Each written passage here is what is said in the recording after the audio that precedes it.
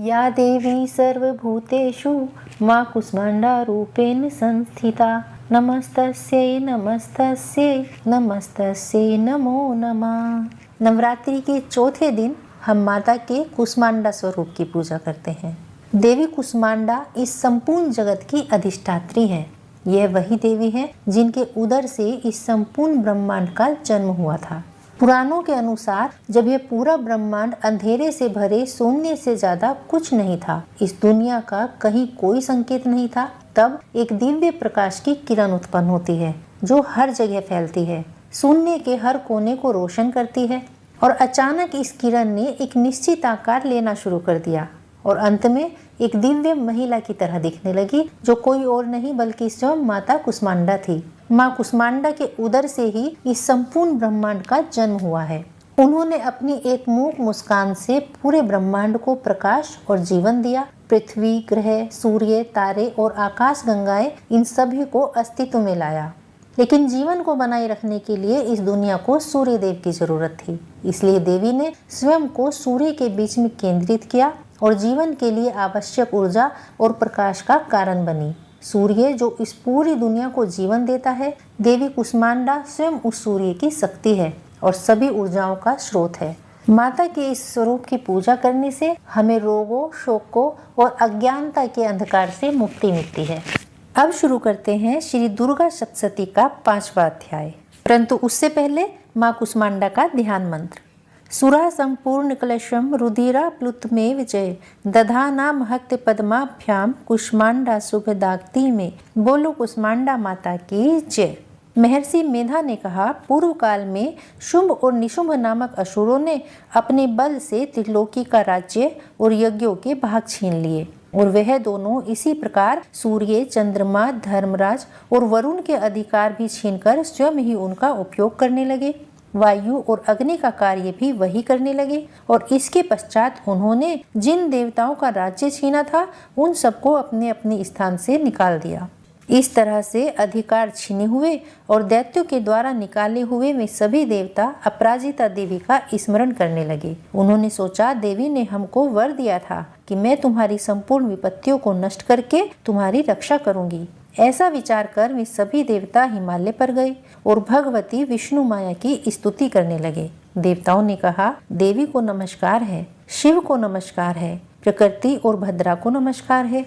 हम लोग रौद्रा, नित्या और गौरी को नमस्कार करते हैं। ज्योत्सनामयी, चंद्र रूपिणी व सुख रूपा देवी को निरंतर नमस्कार है। शरणागतों का कल्याण करने वाली वृद्धि और सिद्धि रूपा देवी को हम बार बार नमस्कार करते हैं। नैरति, राजाओं की लक्ष्मी तथा सर्वाणी को नमस्कार है। दुर्गा को, दुर्ग स्थलों को पार करने वाली दुर्ग पारा को, सारा, सर्वकारिणी, ख्याति, कृष्ण और धूम्र देवी को सदैव नमस्कार है। अत्यंत सौम्य तथा अत्यंत रौद्र रूपा को हम नमस्कार करते हैं। उन्हें हमारा बारंबार प्रणाम है। इस जगत की आधारभूत कृति देवी को बार बार नमस्कार करते हैं। जिस देवी को प्राणी मात्र विष्णु माया कहते हैं उनको नमस्कार है, नमस्कार है, नमस्कार है। जो देवी संपूर्ण प्राणियों में चेतना कहलाती है उसको नमस्कार है, नमस्कार है। जो देवी संपूर्ण प्राणियों में बुद्धि रूप से स्थित है उनको नमस्कार है, नमस्कार है। जो देवी सब प्राणियों में निद्रा रूप से विराजमान है उनको नमस्कार है, नमस्कार है। जो देवी संपूर्ण प्राणियों में क्षुधा रूप से विराजमान है उनको नमस्कार है, नमस्कार है, नमस्कार है। जो देवी संपूर्ण प्राणियों में छाया रूप से स्थित है उनको नमस्कार है, नमस्कार है, नमस्कार है। जो देवी सब प्राणियों में शक्ति रूप से स्थित है उनको नमस्कार है। जो देवी संपूर्ण प्राणियों में तृष्णा रूप से स्थित है उनको नमस्कार है, उनको नमस्कार है। जो देवी सब प्राणियों में शांति रूप से स्थित है उनको नमस्कार है, नमस्कार है। जो देवी सब प्राणियों में जाति रूप से स्थित है उनको नमस्कार है, नमस्कार है। जो देवी सब प्राणियों में लज्जा रूप से स्थित है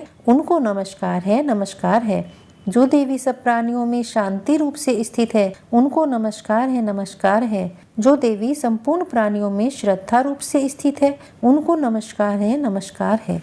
जो देवी संपूर्ण प्राणियों में कांति रूप से स्थित है, जो देवी सब प्राणियों में लक्ष्मी रूप से स्थित है उनको नमस्कार है, उनको नमस्कार है। जो देवी सब प्राणियों में वृत्ति रूप से स्थित है उनको नमस्कार है, नमस्कार है। जो देवी सब प्राणियों में स्मृति रूप से विराजमान है उनको नमस्कार है, नमस्कार है। जो देवी सब प्राणियों में दया रूप से स्थित है उनको नमस्कार है, नमस्कार है। जो देवी सब प्राणियों में तुष्टि रूप से स्थित है उनको नमस्कार है, नमस्कार है। जो देवी संपूर्ण प्राणियों में मात्र रूप से स्थित है उनको नमस्कार है, नमस्कार है। जो देवी संपूर्ण प्राणियों में भ्रांति रूप से स्थित है उनको नमस्कार है, नमस्कार है। जो देवी संपूर्ण प्राणियों में नित्य व्याप्त रहती हैं उनको नमस्कार है। जो देवी चैतन्य रूप से इस संपूर्ण संसार को व्याप्त करके स्थित हैं उनको नमस्कार है, नमस्कार है। पूर्व काल में देवताओं ने अपने अभिष्ट फल को पाने के लिए जिनकी स्तुति की है और देवराज इंद्र ने बहुत दिनों तक जिनकी सेवा की है वह कल्याण की साधन भूता ईश्वरी हमारा कल्याण और मंगल करे तथा सारी विपत्तियों को नष्ट कर डाले। असुरों के सताए हुए हम संपूर्ण देवता उस परमेश्वरी को इस समय नमस्कार करते हैं जो भक्ति पूर्वक स्मरण किए जाने पर तुरंत ही सब विपत्तियों को नष्ट कर देती है। वह जगदम्बा इस समय भी हमारा कल्याण करे, हमारा मंगल करके हमारी समस्त विपत्तियों को दूर करे। महर्षि मेधा ने कहा, हे राजन, इस प्रकार जब देवता स्तुति कर रहे थे तो उसी समय पार्वती देवी गंगा में स्नान करने के लिए आईं। तब उनके शरीर से प्रकट होकर शिवा देवी बोली, शुभ दैत्य के द्वारा स्वर्ग से निकाले हुए और निशुंभ से हारे हुए यह सब देवता मेरी ही स्तुति कर रहे हैं। पार्वती के शरीर से अंबिका निकली थी, इसलिए उसको इस संपूर्ण लोक में कौशिकी कहते हैं। कौशिकी के प्रकट होने के पश्चात पार्वती देवी के शरीर का रंग काला हो गया और वह हिमालय पर रहने वाली कालिका देवी के नाम से प्रसिद्ध हुई। फिर शुंभ और निशुंभ के दूत चंडमुंड वहां आए और उन्होंने परम मनोहर रूप वाली अंबिका देवी को देखा। फिर वह शुंभ के पास जाकर बोले, महाराज, एक अत्यंत सुंदर स्त्री हिमालय को प्रकाशित कर रही है। वैसा रंग रूप आज तक हमने किसी स्त्री में नहीं देखा। हे असुरेश्वर, आप यह पता लगाएं कि वह कौन है और उसको ग्रहण करें। वह स्त्री स्त्रियों में रत्न है।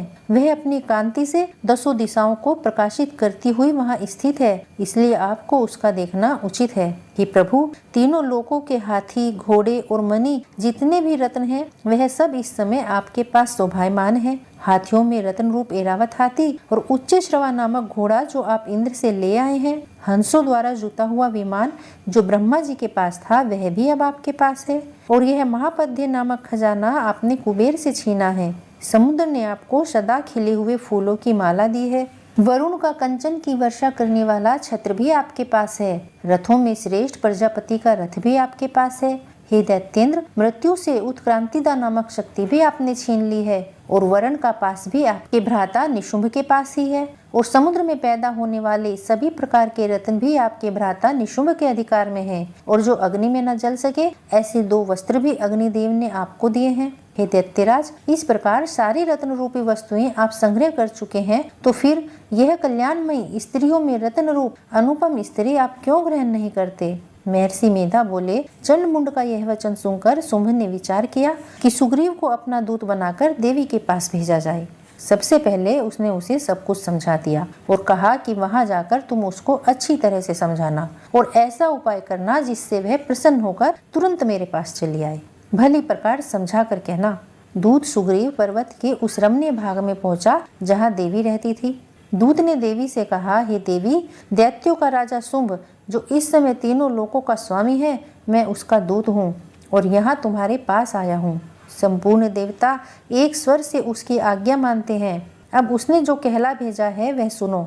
उसने कहा है, इस समय संपूर्ण त्रिलोकी मेरे वश में है और संपूर्ण यज्ञों के भाग को पृथक पृथक मैं ही लेता हूँ, और तीनों लोकों में जितने भी श्रेष्ठ रत्न हैं वह सब मेरे पास हैं। देवराज इंद्र का वाहन एरावत मेरे पास है जो मैंने उससे छीन लिया है। उच्च श्रवा नामक घोड़ा जो क्षीर सागर मंथन करने से प्रकट हुआ था, उसे देवताओं ने मुझे समर्पित किया है। हे सुंदरी, इनके अतिरिक्त और भी जो रत्न भूषण पदार्थ देवताओं के पास थे वह सब अब मेरे पास हैं। हे देवी, मैं तुम्हें संसार की स्त्रियों में रत्न मानता हूँ, और क्योंकि रत्नों का उपभोग करने वाला तो मैं ही हूँ, तो हे चंचल कटाक्षों वाली सुंदरी, अब मैं यह तुझ पर छोड़ता हूँ कि तू मेरे या मेरे भाई महापराक्रमी निशुंभ की सेवा में आ जाए। यदि तुम मुझे वरेगी तो तुझे अतुल महान ऐश्वर्य की प्राप्ति होगी, इसलिए तुम अपनी बुद्धि से यह विचार कर मेरे पास चली आओ।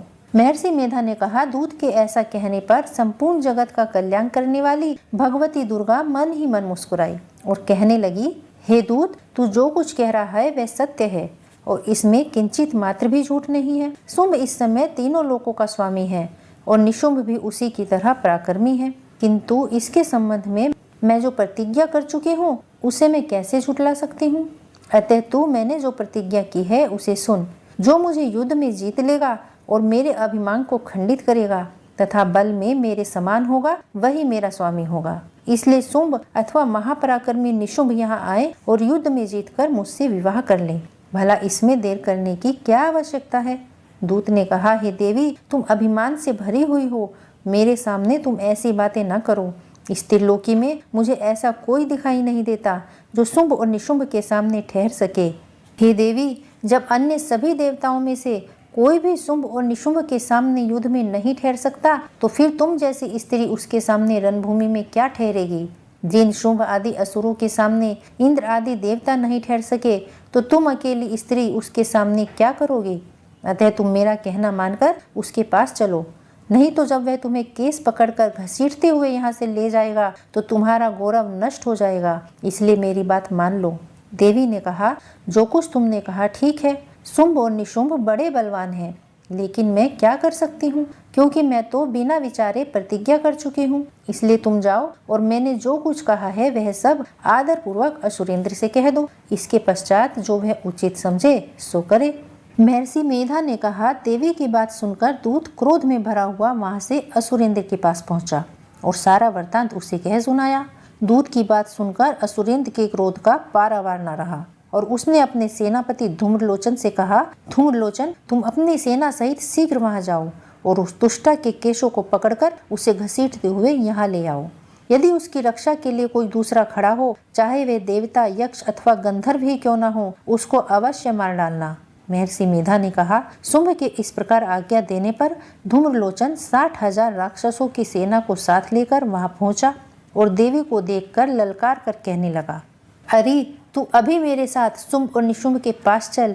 यदि तू प्रसन्नता पूर्वक मेरे साथ नहीं चलेगी तो मैं तेरे केशों को पकड़कर घसीटता हुआ तुझे यहाँ से ले चलूंगा। देवी बोली, असुरेंद्र का भेजा हुआ तेरे जैसा बलवान यदि बलपूर्वक मुझे ले जाएगा तो ऐसी दशा में मैं तुम्हारा कर ही क्या सकती हूँ। महर्षि मेधा ने कहा, ऐसा कहने पर धूम्रलोचन उसकी ओर लपका, किंतु देवी ने उसे अपनी एक हुंकार से ही भस्म कर डाला और यह देखकर पूरी असुर सेना क्रुद्ध होकर देवी की ओर बढ़ी। परंतु अंबिका ने उन पर तीखे बाणों, शक्तियों और फरसों की वर्षा आरंभ कर दी। इतने में देवी का वाहन भी अपनी ग्रीवा के बालों को झटकता हुआ, बड़े भारी शब्दों को करता हुआ असुर सेना में कूद पड़ा। उसने कई असुर अपने पंजों से, कई अपने जबड़ों से, तो कईयों को धरती पर पटककर अपनी दाढ़ों से घायल करके मार डाला। उसने कई असुरों के अपने नखों से पेट फाड़ डाले और कई असुरों को तो केवल थप्पड़ मारकर ही सिर धड़ से अलग कर दिया। कई असुरों की भुजाएं और सिर तोड़ डाले और गर्दन के बालों को हिलाते हुए उसने कई असुरों को पकड़कर उनके पेट फाड़कर उनका रक्त पी डाला। इस प्रकार देवी के उस महाबलवान सिंह ने क्षण भर में पूरी असुर सेना को समाप्त कर दिया। शुंभ ने जब यह सुना कि देवी ने धूम्रलोचन असुर को मार डाला है और उसके सिंह ने सारी सेना का संहार कर डाला है, तब उसको बड़ा क्रोध आया। मारे क्रोध के उसके होंठ फड़कने लगे और उसने चंड और मुंड नामक 2 महाअसुरों को आज्ञा दी, हे चंडमुंड, तुम अपने साथ एक बड़ी सेना लेकर वहां जाओ और उस देवी के बाल पकड़कर उसे बांधकर तुरंत यहाँ ले आओ। यदि उसको यहाँ लाने में किसी प्रकार का संदेह हो तो अपनी सेना सहित उससे लड़ते हुए उसे मार डालना और जब वह दुष्टा और उसका सिंह दोनों मारे जाएं, तब भी उनको बांधकर यहाँ ले आना। महर्षि मेधा ने कहा, दैत्यराज की आज्ञा पाकर चंड और मुंड चतुरंगिनी सेना को साथ लेकर हथियार उठाए हुए देवी से लड़ने के लिए चल दिए। हिमालय पर्वत पर पहुंचकर उन्होंने मुस्कुराती हुई देवी जो सिंह पर बैठी हुई थी उनको देखा और जब असुर उनको पकड़ने के लिए तलवारें लेकर उनकी ओर बढ़े, तब अंबिका को उन पर बड़ा क्रोध आया और मारे क्रोध के उनका मुख काला पड़ गया, उनकी भ्रुकुटियां चढ़ गई और उनके ललाट में से अत्यंत भयंकर तथा अत्यंत विस्तृत मुख वाली लाल आंखों वाली काली प्रकट हुई, जो अपने हाथों में तलवार और पाश लिए हुए थी। वह विचित्र खड़ग धारण किए हुए थी तथा चीते के चर्म की साड़ी और नर मुंडों की माला पहने हुए थी। उसका मांस एकदम सूखा हुआ था और शरीर केवल हड्डियों का ढांचा था, जो भयंकर शब्द से दिशाओं को पूर्ण कर रही थी। वह असुर सेना पर टूट पड़ी और दैत्यों को भक्षण करने लगी। वह पासर्व रक्षकों, अंकुशधारी महावतों और हाथियों पर सवार योद्धाओं और घंटा सहित हाथियों को एक हाथ से पकड़ पकड़ कर अपने मुंह में डाल रही थी। इस प्रकार वह घोड़ों, रथों, सारथियों व रथ में बैठे हुए सैनिकों को मुंह में डालकर भयानक रूप से चबा रही थी। किसी के केश पकड़कर, किसी की गर्दन पकड़कर, तो किसी को पैरों से दबाकर और किसी दैत्य को छाती से मसलकर मार रही थी। वह दैत्य के छोड़े हुए बड़े बड़े अस्त्र शस्त्रों को अपने मुंह में पकड़कर क्रोध में भरकर उन्हें दांतों से पीस रही थी। उसने कई बड़े बड़े असुर भक्षण कर डाले, कितनों को रोंद डाला, कितने उसकी मार के मारे भाग गए, कितनों को उसने तलवार से मार डाला, कितनों को अपने दांतों से समाप्त कर दिया। इस प्रकार से देवी ने क्षण भर में संपूर्ण दैत्य सेना को नष्ट कर दिया। यह देखकर महापराक्रमी चंड काली देवी की ओर लपका और मुंड ने भी देवी पर अपने भयानक बाणों की वर्षा आरंभ कर दी और अपने हजारों चक्र उस पर छोड़े। उस समय वह चमकते हुए बाण व चक्र देवी के मुंह में प्रविष्ट होते हुए इस प्रकार दिख रहे थे जैसे मानो बहुत से सूर्य मेघों की घटा में प्रविष्ट हो रहे हों। इसके पश्चात भयंकर शब्द के साथ काली ने अत्यंत जोश में भरकर एक विकट अट्टहास किया। उसका भयंकर मुख देखा नहीं जाता था। उसके मुख में श्वेत दांतों की पंक्ति चमक रही थी। फिर उसने तलवार हाथ में लेकर हूं शब्द कहकर चंड के ऊपर आक्रमण किया और उसके केश पकड़कर उसका सिर काटकर अलग कर दिया। चंड को मरा देखकर मुंड देवी की ओर लपका, परंतु देवी ने क्रोध में भरकर उसे भी अपनी तलवार से यमलोक पहुंचा दिया। चंड और मुंड को मरा हुआ देखकर उनकी बाकी बची हुई सेना वहां से भाग गई। इसके पश्चात काली चंड और मुंड के कटे हुए सिरों को लेकर चंडिका के पास गई और एक प्रचंड अट्टहास के साथ कहने लगी, हे देवी, चंड और मुंड 2 महादैत्यों को मारकर तुम्हारी भेंट कर दिया है। अब शुंभ और निशुंभ का तुमको स्वयं ही वध करना है। महर्षि मेधा ने कहा, वहां लाए हुए चंड और मुंड के सिरों को देखकर कल्याणमयी चंडी ने काली से मधुर वाणी में कहा, हे देवी, क्योंकि तुम चंड और मुंड को मेरे पास लेकर आई हो, इसलिए संसार में चामुंडा के नाम से तुम्हारी ख्याति होगी। बोलिए माँ चामुंडा की जय। आज की इस वीडियो में आपने श्री दुर्गा सप्तशती के 5वें, 6ठे और 7वें अध्याय को सुना। अगर आपको यह वीडियो पसंद आई हो तो इस वीडियो पर लाइक और कमेंट्स जरूर कीजिएगा। जय माता दी।